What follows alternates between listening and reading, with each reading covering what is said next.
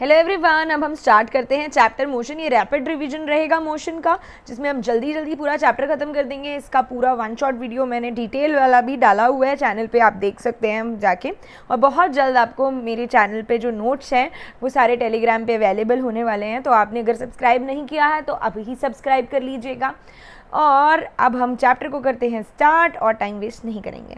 Motion किसे कहते हैं बेटा? मोशन क्या है? मोशन किसी भी चीज़ का कैसे डिफाइन किया जाएगा कि उस पर्टिकुलर चीज़ की जो, अगर हम बात करें पोजीशन की, तो वो पोजीशन क्या हुई है? Position changes. मोशन में क्या होता है बेटा? Position changes. मोशन के दौरान पोजीशन जो है चेंज हो जाता है।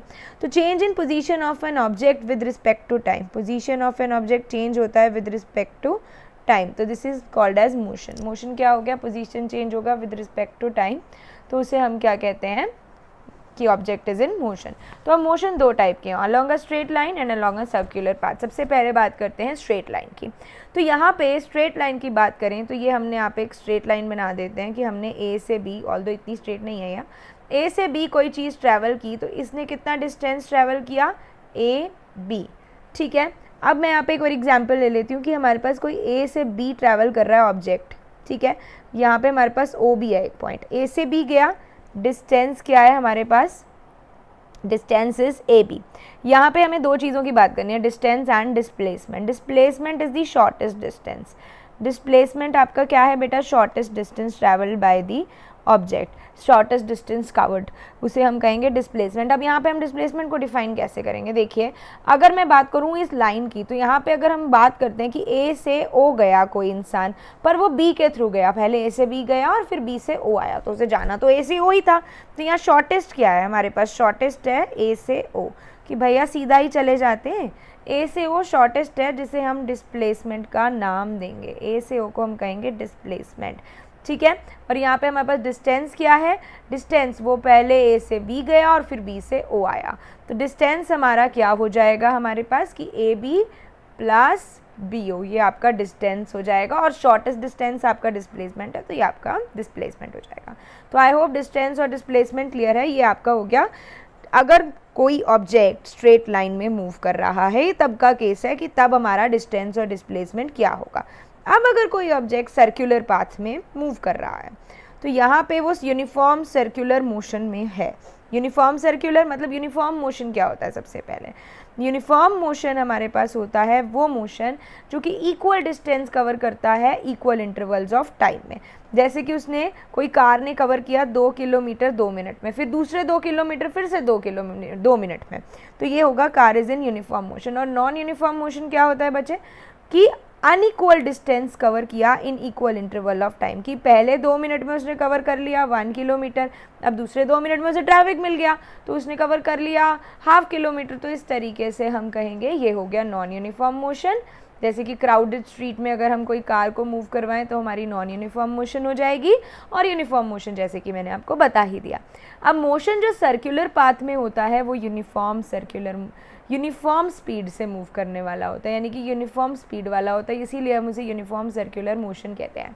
और ये सर्कुलर पाथ वाला मोशन एक्सेलरेटेड मोशन भी होता है। अब ये एक्सेलरेटेड क्या होता है इसके बारे में मैं बाद में बात करूँगी, ये एक क्वेश्चन, एक सवाल रह गया आपके लिए, बट इसके बारे में मैं अभी बात करूँगी। ठीक है, तो अब हम आ जाते हैं कि रेट ऑफ मोशन को आप मेजर कैसे करते हो, कि किस स्पीड पे आपकी कोई चीज़ चल रही है, रेट क्या है उसके चलने का। तो स्पीड से मेजर करोगे, speed is distance divided by time, कि हम मेजर कर रहे हैं रेट ऑफ मोशन की कितना डिस्टेंस कवर कर लिया, कितना डिस्टेंस कवर कर लिया ऑब्जेक्ट ने एक पर्टिकुलर टाइम में। तो यहाँ पे हम speed is equal to distance by time हो गया। तो यहाँ पे जनरली हम बात करते हैं ऑब्जेक्ट नॉन यूनिफॉर्म मोशन में है, तो नॉन यूनिफॉर्म मोशन में है बेटा, तो उसकी स्पीड क्या होगी नॉन यूनिफॉर्म मोशन की ना? तो उसके यूनिफॉर्म स्पीड से तो यूनिफॉर्म मोशन में तो होगा नहीं, यानी कि पहले 2 मिनट उसकी जो स्पीड होगी, यानी कि पहले 2 मिनट मान लिया उसने 1 किलोमीटर कवर कर लिया, तो दूसरे 2 मिनट में हो सकता है वो 0.5 किलोमीटर ही कवर कर पाए, है ना। तो डिस्टेंस वेरी कर रहा है, टाइम का इंटरवल इक्वल है पर डिस्टेंस यहाँ पे चेंज हो रहा है, यानी कि हर चीज़ नॉन यूनिफॉर्म मोशन में ही होती है। अब आप ही बताइए, आप घर से कहीं पे भी किसी दुकान तक भी जाते हैं, आप हर टाइम तो एक ही स्पीड पे नहीं चल सकते ना, कभी ज़्यादा कभी कम, तो इस तरीके से हम एवरेज स्पीड लेते हैं बेटा हमेशा। We always take average speed instead of normal speed. तो एवरेज स्पीड क्या होगी? Total distance travel divided by total time taken. और स्पीड क्या है? एक स्केलर क्वांटिटी। स्केलर क्वांटिटी मतलब जिसकी डायरेक्शन नहीं होती, जिसका सिर्फ मैग्नीट्यूड होता है, उसको हम कहते हैं स्केलर क्वांटिटी। जिसकी कोई डायरेक्शन नहीं होती, जिसका सिर्फ मैग्नीट्यूड होता है, उसको कहा जाता है बेटा स्केलर क्वांटिटी। ठीक है, तो स्पीड क्या है आपकी? स्केलर क्वांटिटी में। अब हम बात करते हैं वेलोसिटी की। पहली बात तो वेलोसिटी वेक्टर है। वेक्टर मतलब जिसका स्पीड की बात करें पर डायरेक्शन के साथ करें, स्पीड की बात करें डायरेक्शन के साथ करें। तो यहाँ पे आप डिस्टेंस की जगह क्या ले लेते हैं? स्पीड की हम यहाँ पे, वेलोसिटी की हम यहाँ पे बात कर रहे हैं, तो यहाँ पे डिस्प्लेसमेंट डिवाइडेड बाय टाइम होता है। और डिस्प्लेसमेंट और डिस्टेंस दोनों का ही यूनिट मीटर होता है, तो मीटर पर सेकेंड। ये हो गई आपकी वेलोसिटी। तो यहाँ पे आपका क्या हो गया? स्पीड और वेलोसिटी दोनों ही क्या हो गई आपकी? मीटर पर सेकेंड। अब हम बात करते हैं एक्सेलरेशन की। एक्सेलरेटर होता है ना गाड़ियों में, उसी एक्सेलरेशन की हम यहाँ पे बात करने वाले हैं। एक्सेलरेशन वेलोसिटी का चेंज होता है टाइम के साथ। टाइम के साथ किसका चेंज होता है? एक्सेलरेशन वेलोसिटी का चेंज। वेक्टर क्वांटिटी है, क्योंकि यहाँ वेलोसिटी के चेंज की बात हो रही है बेटा, तो वेलोसिटी का चेंज तो ऑलवेज एसोसिएटेड विद डायरेक्शन। तो जो भी चीज़ डायरेक्शन से एसोसिएटेड होगी वो वेक्टर क्वांटिटी होगी। तो यहाँ पे हम इसका एसआई यूनिट है मीटर पर सेकेंड स्क्वायर है। फाइंड आउट कैसे करते हैं एसआई यूनिट? देखिएगा, डिस्टेंस बाय टाइम। डिस्टेंस का यूनिट मीटर है, टाइम का यूनिट सेकेंड है, तो मीटर पर सेकेंड। यहाँ पे हमने क्या लिया? Velocity divided by time. Change in velocity होता है एक्सेलरेशन। वेलोसिटी का यूनिट है मीटर पर सेकेंड और टाइम का यूनिट है सेकेंड, तो मीटर पर सेकेंड स्क्वायर आपका एक्सेलरेशन का जो है यूनिट आ जाएगा, मीटर पर सेकेंड स्क्वायर। ठीक है, उसके बाद हमारे पास एक्सेलरेशन यूनिफॉर्म भी हो सकता है, एक्सेलरेशन नॉन यूनिफॉर्म भी हो सकता है। यूनिफॉर्म एक्सेलरेशन का मतलब है कि वेलोसिटी इक्वल अमाउंट में चेंज हो जाए in equal interval of time. Velocity जो है इक्वल अमाउंट से चेंज होगी in equal interval of time में, तो वो यूनिफॉर्म एक्सेलरेशन, जैसे कि यूनिफॉर्म मोशन था। Velocity changes by unequal amount in equal intervals of time, that is non uniform motion, non uniform acceleration, sorry. ठीक है, तो यहाँ पे हो गई हमारी एक्सेलरेशन, नॉन यूनिफॉर्म, यूनिफॉर्म सारी। अब यहाँ पे हम बात करते हैं the very famous equations of motions की। तो यहाँ पे हमारे पास 3 इक्वेशन ऑफ मोशन है जिनसे आप सारे न्यूमेरिकल जो हैं सॉल्व कर सकते हैं। फर्स्ट इक्वेशन ऑफ मोशन आपका वेलोसिटी टाइम रिलेशन है, that is v is equal to u plus at। यहाँ पे v आपका फाइनल वेलोसिटी है, u आपकी इनिशियल वेलोसिटी है, a एक्सेलरेशन है और t टाइम है। Second equation of motion s is equal to u t plus half a t square. u आपकी initial velocity, t time, a acceleration. और यहाँ पे third equation of motion v square is equal to u square plus 2as। वही same s क्या हो गया आपका? Distance हो गया, final velocity and initial velocity it is. तो ये आपकी इक्वेशंस ऑफ मोशंस है बेटा।